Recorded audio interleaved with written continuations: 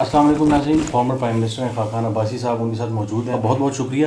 ایاز صادق کی اسٹیٹمنٹ کے حوالے سے آپ کیا کہیں گے؟ دیکھیں، ایاز صادق صاحب نے اسمبلی میں ایک بحث ہو رہی تھی، اس میں حصہ لیا، اپنے خیالات اور اپنے جذبات کا اظہار کیا. پارلیمنٹ میں جو آدمی بات کرتا ہے وہ اپنی نمائندگی کر رہا ہوتا ہے، جو اس ایشو کے بارے میں اس کے خیالات ہوتے ہیں وہ بیان کرتا ہے. فرق یہ ہوتا ہے کہ جب حکومت کا وزیر اسمبلی کے فلور پر بات کرتا ہے وہ کیبنٹ کی نمائندگی کر رہا ہوتا ہے، وہ اپنی ذاتی رائے نہیں دے سکتا. یہ پارلیمان کی روایت ہے. الزامات مختلف لگائے گئے، غداری کے، کلبھوشن کے دوست ہونے کے، مودی کا یار ہونے کے، انڈین ایجنٹ ہونے کے، یہ اپوزیشن پر الزامات لگائے گئے. اب یقیناً جذبات ابھرتے ہیں. ایاز صادق صاحب نے بات کی جو ریکارڈڈ ہے، تو میری گزارش ہے کہ اس کو دیکھ لیں اور مجھے کوئی یہ بتا دے کہ اس میں کون سی بات غلط ہے. اس کا مفہوم غلط لیا گیا، اس بات کو پاکستان میں کسی نے نہیں اٹھایا.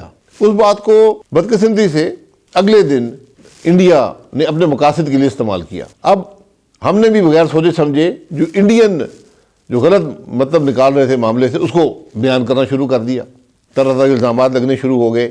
تو یہ ساری بات ہے. اس معاملے میں تھوڑا سا جو ایک تاثر ابھر رہا ہے وہ یہ ابھر رہا ہے کہ جس وقت یہ فیصلہ ہوا کہ کیا انڈین پائلٹ کو باہر جانا چاہیے یا کب چھوڑا جائے یا کیا کیا جائے، تو آپ کے ساتھ مجھے مشاورت کر رہے تھے باجوہ صاحب اور سب موجود تھے یہاں پہ. تو تاثر جو انڈین میڈیا میں جا رہا ہے، جو اب باہر سامنے آ رہی کہ بہت زیادہ پریشر تھا، یعنی اگر پسینے کہا جا رہا ہے فارن منسٹر کو آئے ہوئے تھے اور وہ ٹانگیں کانپ رہی تھی، اس کا مطلب ہے بہت زیادہ پریشر تھا.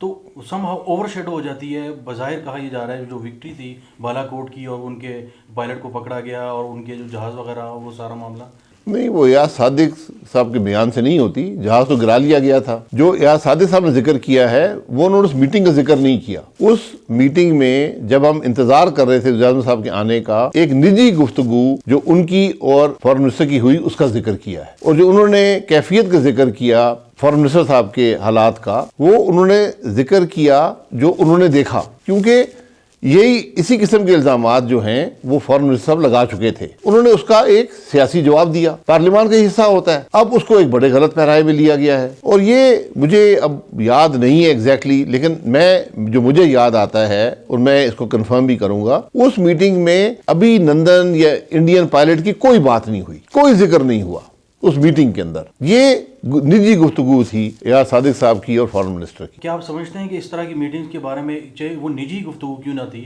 اس طرح کی چیزیں اگر اوائڈ کر لی جائیں تو بہتر ہے، یا اس میں کوئی مذاکرہ نہیں ہے، کوئی فلور آف دا ہاؤس اگر کوئی بات کی ہے؟ نہیں، بالکل نہیں ہونی چاہیے، بالکل نہیں ہونی چاہیے. اس لیے میں کہہ رہا ہوں کہ آپ کو دکھانا پڑے گا کہ اس سے ایک دن پہلے فارن منسٹر صاحب نے کیا کہا، ایاز صادق صاحب کی تقریر سے پہلے 3 وفاقی وزراء نے کیا کہا، اور ایاز صادق صاحب نے کیا جواب دیا. ایاز صادق صاحب نے کوئی ایسی بات نہیں کی جو اس میٹنگ کا حصہ تھی، کیونکہ جب آپ میٹنگ میں بیٹھے ہوتے ہیں ایک اعتماد کی فضا میں بیٹھے ہوتے ہیں. وہاں پر جو پرائم منسٹر ہوتے ہیں، وزیر ہوتے ہیں یا فوج کے لوگ ہوتے ہیں، وہ تو ایک اوتھ، ایک حلف لیا ہوتا ہے انہوں نے سیکریسی کا. اپوزیشن نے نہیں لیا ہوتا. اپوزیشن تو صرف اپنی حد تک ایک ایز اے MNA اوتھ لیا، اس نے حلف لیا ہوتا ہے. اس لیے ان میٹنگز میں وہ باتیں نہیں کی جاتی، وہ ڈیٹیلز نہیں دی جاتی جو ملک میں سیکرٹ ہوتی ہیں. وہاں پر ایشو کے بارے میں بات کی جاتی ہے. تو میں نہیں سمجھتا کہ ایاز صادق صاحب نے کوئی یہاں پر راز افشا کر دیا ہے. میں تو سمجھتا ہوں ان کی بات کو توڑ مروڑ کر پیش کیا گیا. یہ بات ان کی ذاتی ڈیبیٹ میں حصہ لینے کا مسئلہ تھا. اس کو شاید یہ کوشش کی جا رہی ہے کہ یہ مسلم لیگ نون کا بیانیہ تھا. وہ مسلم لیگ نون اس ڈیبیٹ کا حصہ نہیں تھی. حکومت نے ایشو ریز کیا تھا، اپوزیشن بات کر رہی تھی، ایاز صادق صاحب نے بات کی جو ان کا حق ہے. پارلیمان میں جو بات کی جاتی ہے، اگر اسپیکر سمجھے یہ ناموضوع ہے، اس کو ہدف کر دیتا ہے. وہ بھی نہیں ہوا. ابھینندن کے کو چھوڑنے کے حوالے سے آپ کیا کہتے ہیں کہ کیا یہ فیصلہ درست تھا؟ کیا یہ جو عمران خان کا فیصلہ تھا، یا بنیادی بات یہ ہے کہ یہ حکومت پاکستان کا فیصلہ تھا. اس فیصلے پر ہمیں کامنٹ نہیں کرنا چاہیے. پرائم منسٹر صاحب آئے اسمبلی میں، انہوں نے کہا جی میں نے یہ فیصلہ کر لیا ہے. اور اگر آپ وہ تقریر دیکھیں تو ایز اے تقریر کر کے بیٹھ گئے، پھر اٹھ کے پھر کہا کہ نہیں میں نے ابھی نندن کو بھی چھوڑنے کا فیصلہ کر دیا ہے. اچھا سر، دوسرا یہ بتائیے کہ بڑی سخت سٹیٹمنٹس آئیں، مریم کی بھی، میاں صاحب کی بھی آئیں، تو پارٹی کے اندر اس پہ بحث ہوتی ہے کہ اس بیانیے کو تھوڑا سا مائلڈ رکھا جائے یا ہمیں اداروں کے ٹکراؤ کی طرف نہیں جانا چاہیے؟ دیکھیں، مسلم لیگ نون کا بیانیہ پاکستان کا بیانیہ ہے، اور وہ یہ ہے کہ ملک آئین کے مطابق چلے. سیدھا سادہ ہے، کوئی اس میں دو رائے نہیں ہے، کوئی بہام نہیں ہے. ملک کو آئین کے مطابق چلائیں. جو میاں نواز شریف صاحب نے جلسوں میں بات کی ہے وہ PDM کا پلیٹ فارم ہے. اس میں ہمیں اظہار رائے کا موقع دیا جاتا ہے. وہاں پر میاں نواز شریف جو روح رواں اس جماعت کے، جن کو عوام قبول کرتے ہیں، انہوں نے عوام کے مسائل کی بات کی. انہوں نے یہ بتایا کہ ہم یہاں پر پہنچے کیسے ہیں، یہ مسائل پیدا کیوں ہوئے ہیں. انہوں نے اس کو جوڑا آئین کو توڑنے اور مروڑنے سے، اور انہوں نے اس کا حل بھی دیا کہ ہمیں واپس ایک آئینی جمہوریت بننا پڑے گا. اب نہ ہم نے وہ تقریر نشر ہونے دی، نہ اس کو منظر عام پہ آنے دیا. 1.25 گھنٹے کی تقریر تھی. اگر وہ تقریر نشر کر دی جائے، پاکستان کے عوام اس کو دیکھ لیں، تو پھر بات بڑی واضح ہو جائے گی. اچھا سر، آپ لوگوں کا پلان کیا ہے؟ یعنی اب آپ لوگ کیمپینز آپ کی چل رہی ہیں، کہا جا رہا ہے بلاول صاحب کی طرف سے، جو ظاہر پی ڈی ایم کا حصہ ہی ہے پیپلز پارٹی بھی، کہ ہم آئیں گے اسلام آباد. آپ ڈائلاگ کی بھی بات کر رہے ہیں، تو کس سے ڈائلاگ ہوگا؟ کیا گورنمنٹ سے ڈائلاگ ہوگا؟ کیا اداروں سے ڈائلاگ ہوگا؟ دیکھیے، پبلک موبلائزیشن کی بات ہے نا. کوئی پبلک موبلائزیشن نہیں تھی. الحمدللہ ایک تاریخی رسپانس پبلک کا آیا ہے، اور وہ اس لیے نہیں آیا کہ ہم میں بہت بڑی خوبیاں ہیں. اس میں بہت سی باتیں ہیں. لوگوں نے ہماری حکومت بھی دیکھی ہے، لوگوں نے موجودہ حکومت بھی دیکھی ہے، لوگوں نے اپنی تکلیف کو بھی دیکھا ہے، اور لوگوں نے آج ملک کے مسائل کو، اپنی تکلیف کو جوڑا ہے، جو 2018 کے الیکشن میں ہوا، جس کے نتیجے میں حکومت آئی، جس نے عوام کو مسائل دیے ہیں. آج ہر شخص تکلیف محسوس کرتا ہے، ہر حوالے سے، چاہے وہ مہنگائی ہو، چاہے وہ بے روزگاری ہو. ہر شخص یہ سمجھتا ہے کہ جب تک یہ حکومت رہے گی تو ہمارے مسائل حل نہیں ہوں گے. اس لیے لوگ آج اس تحریک کے ساتھ ہیں. اب جو ڈائلاگ کی بات ہے، ڈائلاگ کس سے ہوگا؟ حکومت سے تو کوئی ڈائلاگ نہیں ہے، کیونکہ حکومت سے جو ڈائلاگ ہوتا ہے اس کا ایک بڑا واضح پلیٹ فارم ہے، اور وہ پارلیمان ہے. پارلیمان مفلوج ہے، وہاں پر تو بات ہو ہی نہیں سکتی. حکومت تو ڈائلاگ کا حصہ نہیں بنی. کہ وزیر اعظم صاحب، ہماری کم از کم پچھلے 3 سال کی تاریخ کا سب سے بڑا مسئلہ تھا کشمیر میں، جب بھارت نے جارحیت کی، وہاں پر بھی وزیر اعظم صاحب نے گوارا نہیں کیا کہ اپوزیشن کے ساتھ بیٹھ سکیں. جہاں پوری سویلین قیادت اور عسکری قیادت موجود تھی، وہاں پر بھی تشریف نہیں لائی. تو وہ ڈائلاگ تو بند ہے. اب میں نے بہت دفعہ کہا ہے کہ حکومت کے حصے دار کون لوگ ہیں، گورننس میں کون حصے دار ہیں. ایک آئینی حصے دار ہے جو کانسٹیٹیوشنل گورنمنٹ ہے، اپوزیشن ہے. ایک فوج ہے، ہمارے ملک میں 35-36 سال مارشل لا رہا ہے، امریت رہی ہے. وہ روایات ایک دن میں ختم نہیں ہوتی. فوج بھی حصے دار ہے، انٹیلیجنس کے ادارے ہیں، میڈیا ہے، آپ کی جوڈیشری ہے. ان سب کو ٹیبل پر بیٹھنا ہوگا اور یہ فیصلہ کرنا ہوگا کہ ہم ملک چلے گا کیسے. یہ ممکن نہیں ہے کہ ہم الیکشن میں بھی مداخلت کریں، عوام کی رائے کی نفی کر دیں، ہم میڈیا کو دبا لیں. آج جوڈیشری کی حقیقت ہے کہ وکیل بینچ دیکھ کر بتا دیتا ہے فیصلہ کیا آئے گا. ایک بڑی بدنصیبی ہے. تو آج جوڈیشری کی بھی لمحہ فکریہ ہے، آج میڈیا کے لیے لمحہ فکریہ ہے. ہم سب کا اگر مقصد ملک کو ترقی دینا ہے، عوام کے مسائل حل کرنا ہے، پھر ٹیبل پہ بیٹھنا ہوگا، اپنی ناک سے آگے سوچنا ہوگا، اپنے ذاتی معاملات سے آگے دیکھنا ہوگا. فواد چودھری صاحب یہ کہتے ہیں کہ ڈائلاگ ہو سکتا ہے اگر نیب کے 9 کیسز اور اس سے متعلقہ جو باتیں ہیں اس کے علاوہ باقی تمام کی اس پہ اپوزیشن سے بات ہو سکتی ہے. دیکھیں، یہ گھٹیا باتیں نہیں کرنی چاہیے، یہ چھوٹی باتیں ہیں. مجھ پہ 2 کیس تو نیب کے مجھ پہ ہیں، میں انڈر ٹرائل ہوں. ایک پیسے کی حقیقت ان 2 کیسز میں نہیں ہے. نواز شریف صاحب کے پاس کیس میں کنوکشن کے لیے آپ کو جج کو بلیک میل کرنا پڑا. اگر یہاں پر کوئی انصاف کا نظام ہوتا، جج کو ہائی کورٹ نے نکال دیا. نواز شریف صاحب کی کنوکشن موجود ہے. نکالا کس بات پہ؟ کہ جج نے کہا کہ مجھے بلیک میل کیا گیا یہ فیصلہ دینے پر. فیصلہ موجود ہے. آج آپ انصاف کے نظام کی بات بھی کریں نا. فواد چودھری صاحب کہیں کہ وہ فیصلہ ہمیں ختم کرنا چاہیے. لیکن سر ایک طرف جج کی ایف آئی او کو دی گئی اسٹیٹمنٹ میں یہ بھی موجود ہے کہ مدینہ میں اور رائیونڈ میں باقاعدہ طور پہ مجھے آفر کی گئی.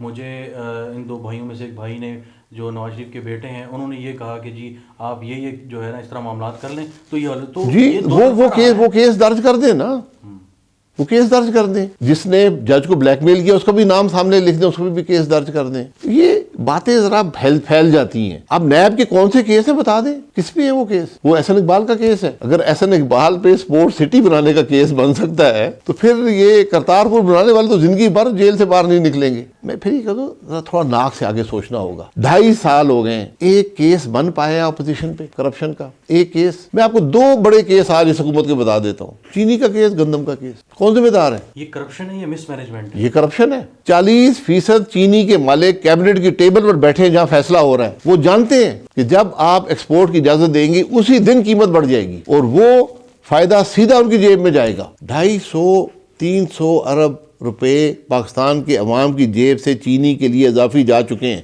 چینی کی کاسٹ آف پروڈکشن چینی بنانے کی قیمت آج بھی 46 روپے ہے. 53 روپے کی چینی مارکیٹ میں بک رہی تھی, آج بھی 53 کی بکنی چاہیے, بک رہی ہے 110 کی. یہ رقم کس کی جیب میں جا رہی ہے؟ گندم کیوں مہنگی ہوئی ہے؟ یہ اس کے جواب یہ کرپشن ہے. اگر آپ اتنے نااہل ہیں پھر آپ کو حکومت رہنے کی اہلیت آپ کی نہیں ہے, آپ پھر گھر جائیں. میں کابینہ کا فیصلہ تھا ملک میں فرنس آئل نہیں آئے گا, مہنگی بجلی بنتی ہے, فضا خراب ہوتی ہے. کابینہ کا فیصلہ ہے, ختم ہو گئی.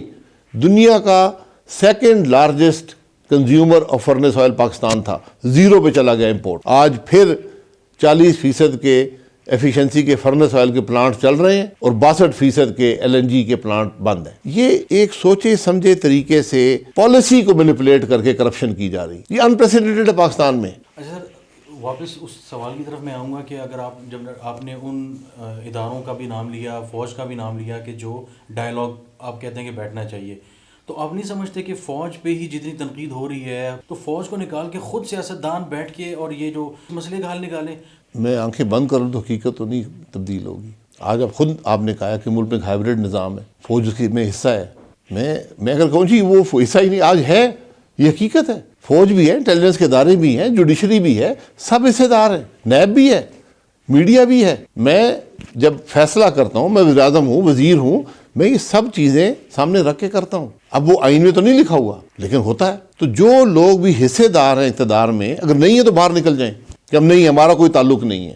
آپ خود کہہ رہے ہیں ہم حصے دار ہیں, تو ان کو بیٹھنا پڑے گا, کیونکہ مفاد تو ملک ہے نا. میں کوئی ذاتی مفاد, فواد چودھری نے 9 کیس چلاتا رہے, اس کو انچارج لگا دے 9 کیسوں کا, وہ چلائے, باقی ملک کا کیا بنے گا؟ میں تو پوچھ رہا ہوں چینی کیوں مہنگی ہے, میں پوچھ رہا ہوں آٹا کیوں مہنگا ہے, میں پوچھ رہا ہوں ملک میں مہنگائی کیوں ہو رہی ہے, بجلی کے ریٹ روز کیوں بڑھتے ہیں, دوائیوں کی قیمتیں کیوں بڑھتی ہیں. یہ کرپشن نہیں ہے؟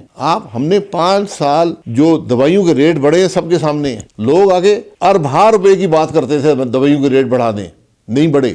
یا پوچھیں تارڑ صاحبہ سے جو منسٹر تھیں, کیا لوگ آ کے, سائرہ تارڑ جو ہیں ان سے پوچھیں کیا لوگ آ کے کہتے تھے. آج سب کی منظوریاں ہو گئی ہیں. حکومت کا وزیر نکالا گیا, بھاگ گیا, آج بھی موجود ہے, حصے دار ہے وزیر اعظم صاحب کا. دوائیوں کے کرپشن کے سکینڈل میں نکالا گیا, کوئی نیب کا کیس نہیں بنا, کوئی حکومتی انکوائری نہیں ہوئی. یہاں تو کون سا محکمہ ہے جس میں کرپشن نہیں ہے؟ آپ ڈھونڈیں, مجھے اب 2 چیزیں ڈھونڈ دیں, 3 چیزیں. ایک, اس حکومت نے آج تک کوئی مثبت کام کیا ہو. 2, کسی وزارت میں ملک کی بہتری کا کوئی کام ہوا ہو, کوئی وزارت کرپشن سے پاک ہو, کوئی وزیر کرپشن سے پاک ہو, کسی میں اہلیت ہو کام کرنے کی. جتنے وزیر ہیں آج 51-52 لوگوں کی فوج ہے, ان کی ذرا اہلیت تو دیکھیں کہاں سے آئی ہیں. میں الیکٹڈ لوگ, چلے الیکٹڈ ہیں وہ آگے جی, اور تھے نہیں, جو ان الیکٹڈ آپ لے کر آئے ان کی ذرا قابلیت دیکھ لیں. اچھا یہ بتائیے کہ یہ وقت کب آئے گا کہ جب سویلین کی سپریمیسی ہوگی اور باقی ادارے ان کے ماتحت کام کریں گے؟ دیکھیے یہ فیصلہ بیٹھ کر لیں تو بہتر ہے. ہر فیصلہ کرنے کا ایک وقت ہوتا ہے, اس کی ایک ونڈو ہوتی ہے. میری نظر میں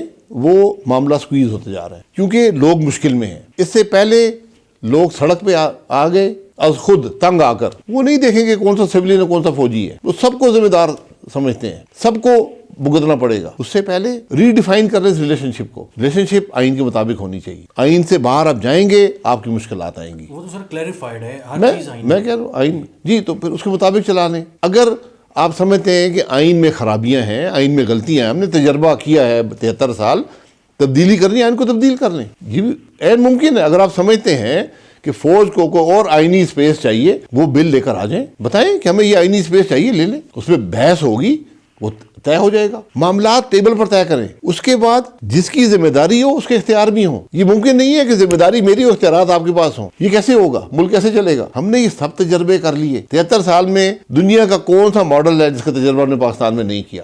سارے ناکام ہو گئے. ایک دفعہ حقیقی آئینی جمہوریت کو موقع دیں, یہ بات ہے ساری.